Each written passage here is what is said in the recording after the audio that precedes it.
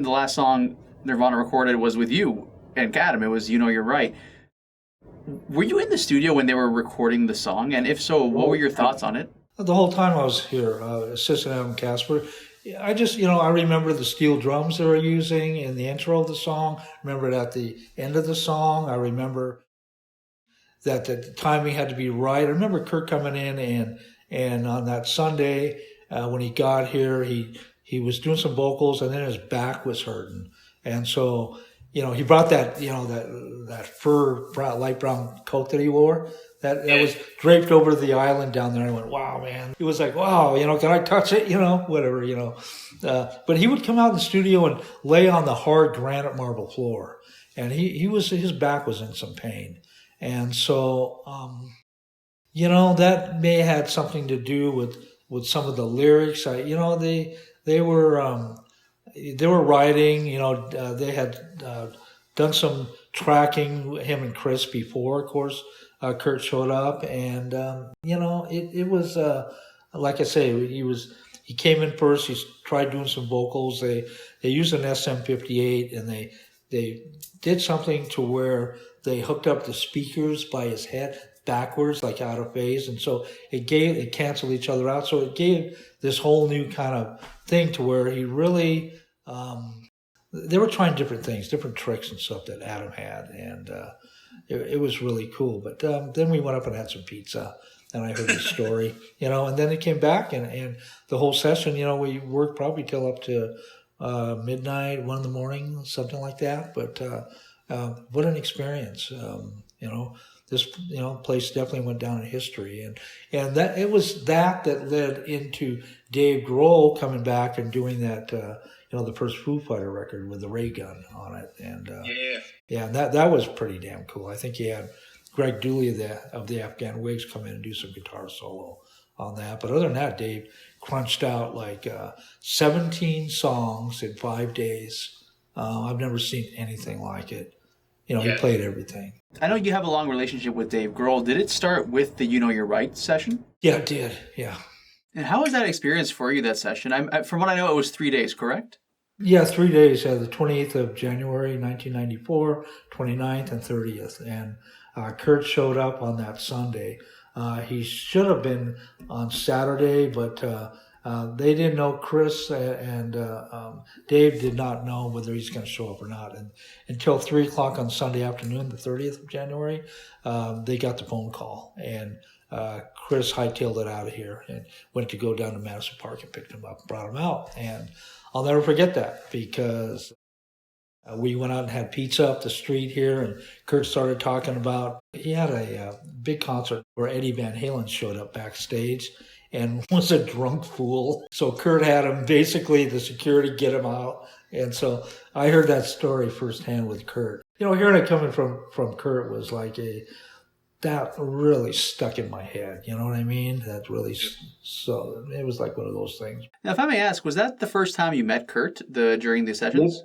Yep. Yeah. That was the first time. So the 2 days where it was just Dave and Chris, was the vibe different than when it was Dave, Chris, and Kurt the last day? Not really. It was outside, maybe a little more serious, on Sunday, because I think they were like maybe possibly surprised that Kurt got a hold of them on that Sunday at 3 o'clock in the afternoon.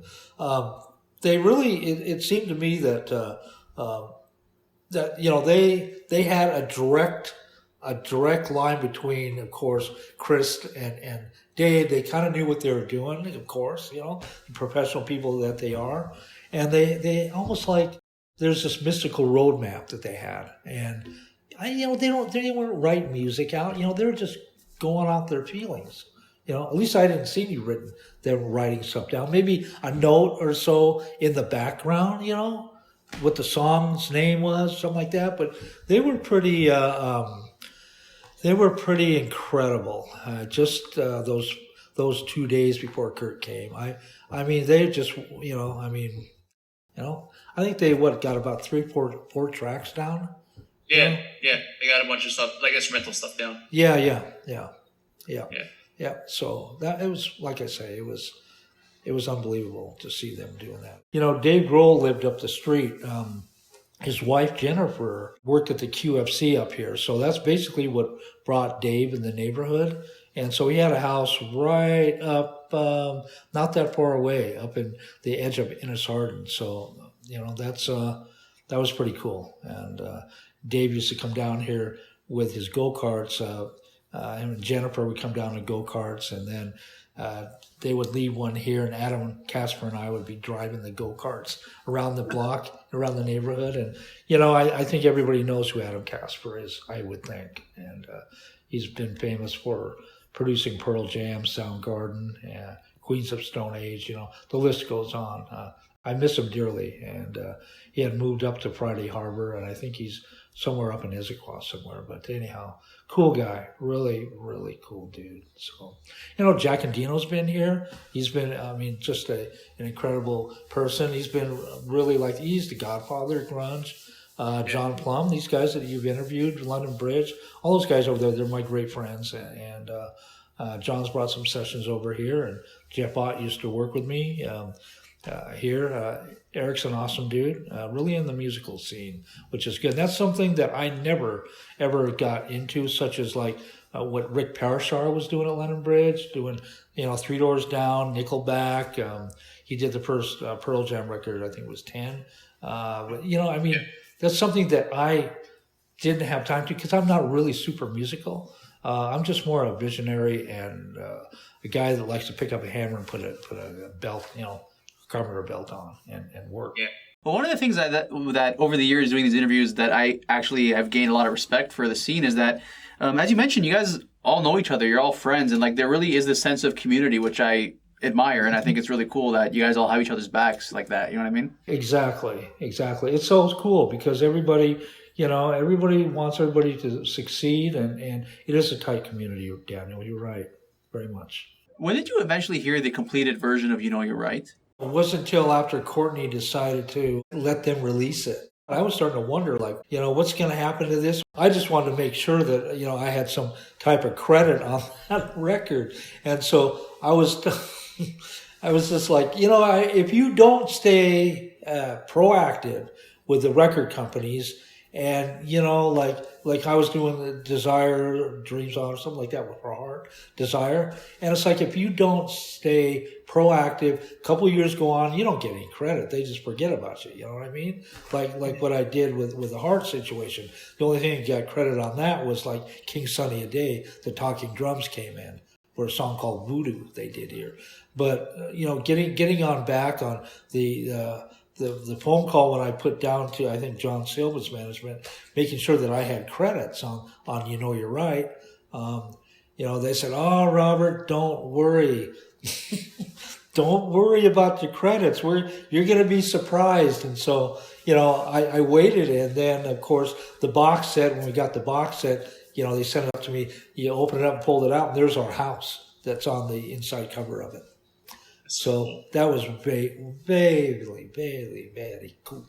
Very cool. How did Dave Grohl approach you with regards to Sonic Highways? How did that come together? Oh, that was so strange because, I had got a phone call from, I think it was Gold Mountain, maybe it was John Silva. I got a call from them on my answer phone. So I called them back, and I asked them, well, what's up? And they said, well, we just wanted to eye your studio. They were asking me, what I had going on, in months to come. And so they kind of planted the seed, and I was like, oh, well, that's cool. A friend of mine, Marcel Fernandez, come up from Caracas, Venezuela.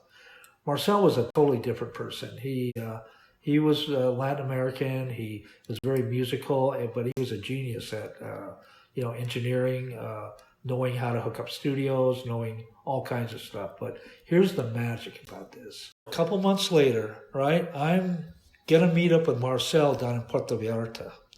And so I get down there to our development. And that night when I got down there, Marcel was flying in from Caracas via Houston to Puerto Vallarta. And so I ended up picking him up at the airport, and his biggest dream in the world was to work with the Foo Fighters. That was his ultimate goal. And so really cool thing happened is that when I picked him up at the airport, I could feel some kind of like magical stuff happening. When I picked him up, he got in the car. I had a little Volkswagen, and so I picked him up, and we went out to Punta de Mita, had a couple of drinks and had some food. Went back to the place where I was staying right next to my development there. And about 12:30 at night, Marcel was crashed out, was smoking, the La Mota, He was he was pretty well, he was out of it. And so about 12:30, I'm checking my emails, and here's a personal email from Dave Grohl. I went into Marcel into the bedroom and started kicking him, hey, fucking get up, get the fuck up, come, boom, get up. And so it was ironic because he was going, what the fuck, he's got the hair, all over his face. And I go, you got to read this email. It was from Dave, a personal email from him, and talking about Sonic Highways. And he wanted to know, he goes, hey, hey, Bobby, are you in with this? I looked at Marcel and I went, read this. I go, you're going to be the guy with Justin Armstrong. You two are going to be my engineers. Tape op, Patch Bay, working with Butch Big and John, Butch's engineer at that time. So it was all kind of written in stone. Marcel just had tears running down his eyes. I mean, that's all I could say. Cool, yeah. So that's awesome. We made that happen. Marcel kicked ass and hooked up, him and his wife, they came here, they did a whole bunch of soldering. I mean, we had to run like 2 Studer 827s in sync. It was like making sure everything was going to be flawless, all new, like carpet, purple cloth, like, behind what you're there, all this shit, to make that session come perfect. And, the only thing that I regret is that what happened is that about 3 weeks before the Sonic Highways happened, that weekend, it was Memorial Day weekend, and I had The Voice coming in here doing auditions. So Memorial Day Monday was their only day off. But so what happened 3 weeks prior to that, one of my interns went to turn the plasma display on. And I said, well, you got to be careful because it's 260 volts. So don't get your hand caught in there. So what does the dumbass do? He fetches an arc welding glove, right? In my room out here, in the back cave, right? Gets an arc welding glove and sticks it in there, shorts everything out. My whole plasma display went up in smoke. And I'm thinking, oh no, I'm going to be tested now. And the hell if I've got enough money to pay Phil Nicolay, the SSL tech, to come in and do this, I'm going to do this myself and figure it out. Although I did bring Phil in for the last 2 days to put all new fans in. I put a new air conditioner in. I made it just in time on Saturday morning. I remember 7 in the morning, I was at a point of like, I couldn't go any farther. I had a couple bolts and nuts that I needed at the very end of the armrest, or the armrest for the console. And I just said, I just kind of like sloughed it off. I go, well, it's a little loose, but it'd be cool. So it's when Dave Grohl and when Taylor Hawkins were having their drum set set up, it was like all of a sudden, I mean, they were clicking. I mean, they were like, going through a little bit of like rehearsal and stuff, and there's some things exchanged, but they were like, they nailed it together. And Dave was so happy. He comes in and he goes, fucking yes, man, this fucking rocks. And he hits my console, and the wrist went on the floor, and I just went, oh, shit. That's because I was so freaking burned out before the boys came in. I had no energy left. I mean, it was almost at a drooling point, you know what I mean? So it was up 2.5 days, no sleep, trying to get everything perfect, and I did outside the armrest. So anyhow, but that was kind of like a crazy time. But hey, most important is that we got through what we needed to get through. So yeah, I was so honored to have the Foos come here and do episode 7, Sonic Highways. But when they got here, something was changed, and so Dave decided to write this song called Subterranean. And a lot of the lyrics in that song pertain to, of course, a little bit of Kurt, a little bit of what Dave was going through, and a little bit of this place. And what he put in there, because I previously, years ago, gave him a couple prints of this crazy marble stone that I've got. and he somehow took that in consideration when he was here, and he put in the lyrics, poisonous sound, God in a stone. And those lyrics are back here on my, back right over here. I've got his handwritten lyrics. So, it's like this place has got a lot of like mystical, magical stuff that goes with it. Goes with the territory. I walked in when Dave was doing vocals for Subterranean, which was very chilling. I had these goosebumps come up my neck and back. It was unbelievable. I wasn't down for that session too much. It was only when it was at the end. I stay out of the sessions. I don't like going down there. I mean, people, hey, where's Robert? I'm up here doing other stuff. So I'm not like I'm not assisting. I'm not, I'm not really hanging out in the control room. So, but I did observe that, those guys were there doing drums and then doing the duel. They had a drum set in the larger vocal booth, and then the other drums were set out in the studio room. So it was quite amazing. That's so cool. I can tell you firsthand that when I pulled up to the studio, first of all, what a beautiful neighborhood you live in. It's an amazing view. You got to kind of walk uphill and then walk up the stairs, and it just feels grander in a way. I don't know how to explain it. It has a cool vibe. Our downstairs studio room houses a solid state Logic 48 E-Series, accompanied with APIs, and then the new room up here, right behind me, the SSL 4072 G-Series. We have the Duality SEB3, which is an incredible console. It's very updated. It's one of the best console that Solid State Logic puts out. It's an incredible routing console. It's got all the bells and whistles in it. You wouldn't believe it. I mean, you could be working Pro Tools, and we just got certified as an Avid Learning Partnership here. So, I mean, our students can be in Pro Tools domain and be in the box, like watching the faders going up and down, and be able to bring that hard drive here, type in a sync, a information into the computer, and what it does, it turns the duality with the servo motors and the faders into analog. So they can basically mix that. We're doing the update of the Delta right now. So I haven't seen that happen, but it's right around the corner. So that's something that I'm really looking forward to, is be able to see the faces of the students when they come in and they mix something. They hear the drum tracks that they're recording down the live room, bass, guitars, pianos, whatever it is, and then come up and be able to plug that in their hard drive. So, I mean, you've accomplished so much in your career. You have so many decades of work under your belt. What keeps you going? Why do you still do this? Energy from my wife, Tina.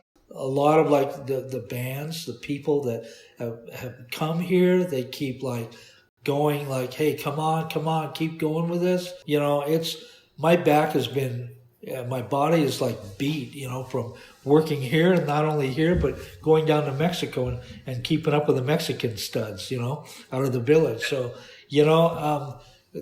but it's the dream. It's something pushes me to do it. And, it's people that are in my life that have me do this. And I feel very honored that when, we've got people come here, especially lately, it's been the student education program.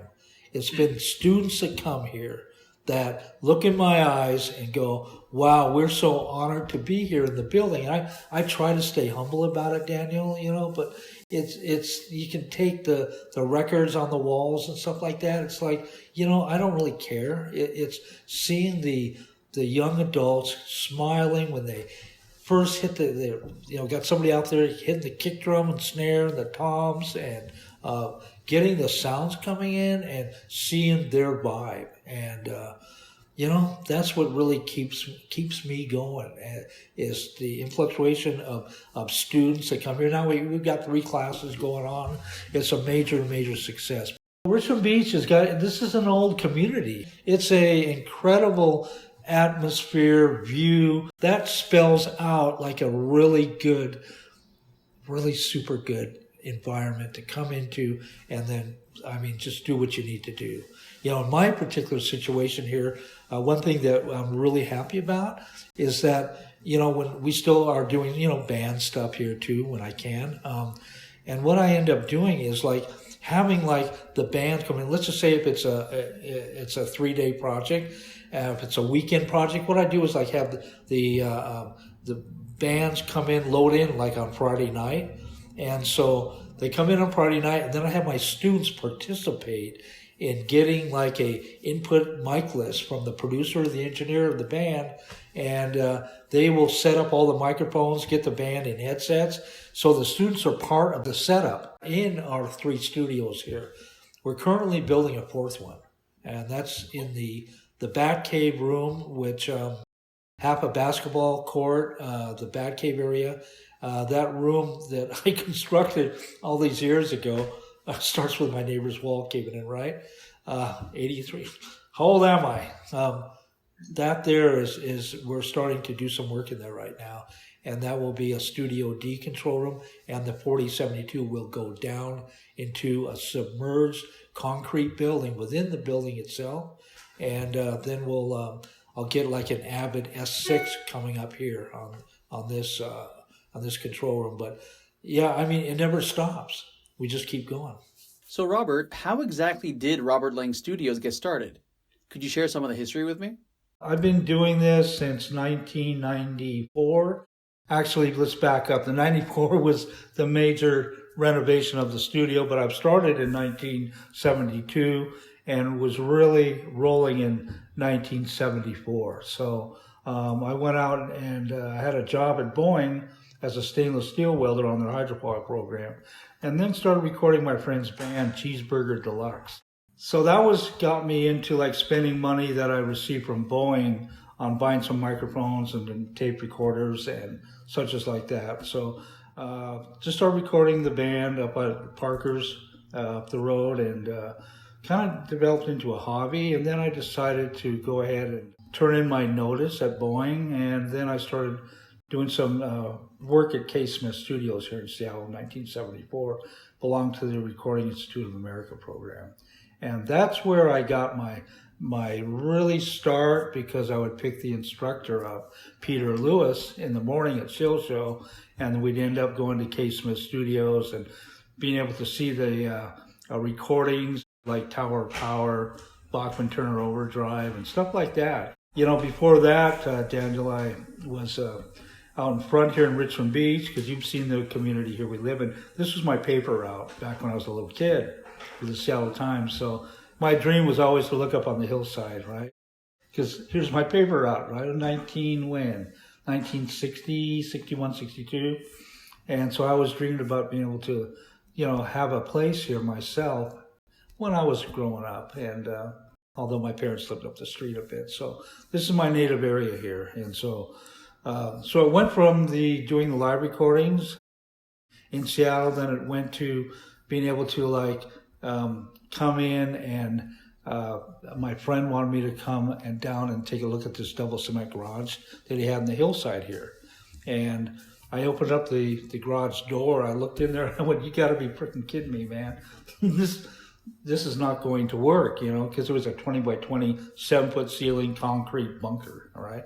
And so I just thought to myself, well, I'm going to go out and look for another spot. And so I did, and only to find out that it was going to cost me an arm and a leg. And at this point, this was in 74, the summer of 74, I was on unemployment. And so I didn't have a bunch of money. I ended up, going up to Goodwill's, getting mattresses, getting egg cartons and putting egg cartons on mattresses, and filling out this double cement garage with just this stinged smell. It's like, forget it. So I ended up pulling all that shit out of there, went to the dump, and then I started then getting a lot of input from K. Smith Studios, which was at that time designed by Westlake Audio. And so they had this really cool look in their Studio A and Studio B. And to give you a little rundown in history of K. Smith Studios, they were owned by Danny Kaye and Les Smith, and they had brought the Mariners in 1976, so they had multi-millionaires. And they built one of the coolest studios, one of the top 10 in the world here right in Seattle. And so, again, like a lot of their clients, when they started, I think in 73, 74, they were doing Bachman Turner Overdrive, the Spinners, OJs, from Tom Bell, the producer, and they're doing Steve Miller and Tower of Power. And so that was a pretty well-known thing. And so we got to the point to where I started building this down below here, and it started looking like a mini K. Smith Studio B. It was rather cool. I took some of their design in my head and kind of fabricated it, and it was very small control room. You had to duck and pull the little door open and duck to get in it, and it was pretty small. But I was very fortunate to get involved with a fellow by the name of Doug Shower, who was a friend and worked for Greg Mackey. And Greg Mackey, of course, is Mackey Design Boards. Back in 1976, he moved out of his Mukilteo basement and got a place in Edmonds, which is a little town that's just north of us by about 3 miles. And so Greg and Doug Shower, they were like best friends. Doug was in the marketing. Greg was in the, who Greg Mackey is. And then there was a fellow by the name of Rick Chin, who was a big part of my success here. So Rick was kind of the other side of Greg's mind. And so they ended up, had a company called Tapco, then which turned into Mackey. And I think it was 1978, I think Electro Voice bought them out, but they had a big thing going over in Redmond. So Greg provided me with a bunch of his mixing board. It was called the Catalina, and he had designed like an expander, but not really expander for inputs. It was like an expander for, the studio section, headphone mixing and stuff like that, which he had like a semi-professional board on their way, which I helped consult with through Doug Shower and Rick Chin and all those people. So he would, tinker with, like a harmonizer. I think back then it was like a 910 harmonizer and lexicon stuff. He would have all this digital or almost digital analog stuff. And so he'd tinker with it. Then the next thing I knew it was in my hands. And, they had basically lent me a Atari 4-track recorder. I had in the past, I had like a TX 3340S. And, you couldn't get farther into doing any more than 2-3 generations without some type of noise reduction. And you're starting to lose the upfrontness of the recording. So I was very fortunate around 76, 77 to get myself into recording the Franklin High School Jazz Lab, which at that time I believe they went to London in 76, 77, Lucerne, Switzerland, and they were the #1 jazz ensemble in the world. And a lot of that was contributed to Kenny Gorelick, which we all know Kenny G. And so those days, it was like I remember Kenny's father dropping him off when he was 15 years old out in front here. And Kenny would open up his sax and, go down the scales, up and down the scales, which was really sensational because you could hear his soprano sax all over Richard Beats. And so it was really self-rewarding to be working with those guys. It was the whole rhythm tracks of the drums, bass, guitar, keyboards, and it was an experience. And from that there, Daniel, I pursued like a lot of funk bands from South Seattle, R&B stuff and funk bands. And pretty soon I, with Greg Mackey's gear and just stuff that I was doing, just kind of like really got me into where I am now. And it wasn't until 1980, 81 that I hooked up with Tom Bell's nephew, Leroy Bell, and Casey James, where I was recording a band called Bell and James. That was their offspring. And again, Leroy's uncle was Tom Bell, who had brought the Spinners and OJs into K. Smith Studios. So I was kind of now going down a cool vein of like real top musicians. And that led me into doing some stuff with Albert Collins Blues Band from Texas. Albert I think during the Sonic Highways, Dave Grohl's Sonic Highways, I think the Austin edition had something to do with Albert Collins in there, but he had passed on way before that, Dave did that. But going through the history here, it's, it was something where I decided, like, back when I was in that little small building, it's like 1981, it's time to excavate out the hillside. And right in 1979, while I lived across the street, the house where the little concrete building was came up for sale. And basically, I was married in 78 to Tina. And on our 1-year anniversary in 1979, July 16th, the property closed right to that date. So that's what got me really off the ground. And not to say that one of my friends left some money in the ground for me after he passed.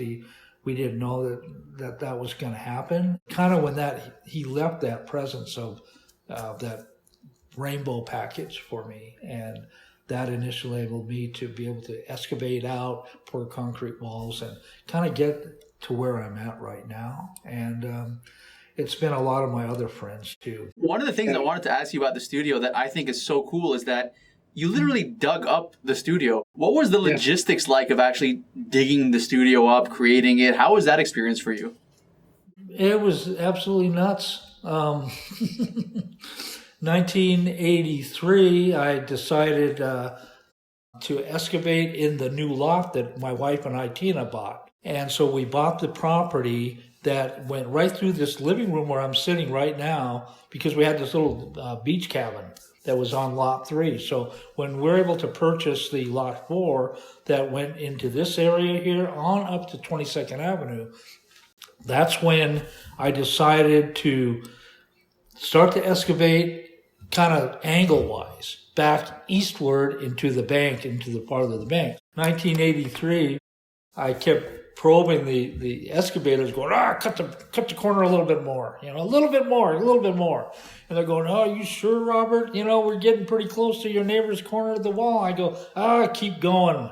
Don't worry about it, And so you're asking me the question, what happened here is kind of, all right. So this was in June, it was a Friday, and probably was Friday the 13th, right? But who knows? Okay, so the funny thing about it is that, I was up taking a shower, and I could hear this after the excavators left. I looked at the whole excavation. I went, wow, this is something else, And I'm taking a shower up there, and all of a sudden I hear this, and it just shook the little beach cabin, right? I went, oh, no. And what happened is that it dropped probably about 60 yards of sand straight down into down in the excavation site. And I got out of the shower quickly. I went down, I looked, and all of a sudden I looked out, I could hear the wall going, and seeing the wall cracking. So half of my neighbor's retaining wall dropped down, ended up in the excavation pit. And so thank God, because that weekend night I couldn't sleep. That came about $100,000 insurance claim. So, that gave me an abundance of money, because legally I could subcontract out the guys who came in, which was a great friend of mine, to demolish the wall. And so that set the mode for pouring in the east wall, all the south walls, the west wall, and all that stuff. And, finally the building department finally came in, and I had just taking pictures of all my rebar, and, for a year and a half prior to all that, I was always serious. And, it's like, always take care of, like, what you're, like when the building department guy came in, Herbert Haynes, I'll never forget this. I had a 450 case loader out on the street. I had about 2 feet of sand and dirt on the street out here, putting in my rockery. And I had the street closed by these cones. So back then, you didn't really have to get a permit for, what I was doing, but maybe should have, but I never second guessed it. So this guy, Herb Haynes, the assistant supervisor for the King County, pulls up and he screamed at me, "Are you Mr. Lang?" I went, "Yeah." And he goes, "Get off that up and freaking loader right now."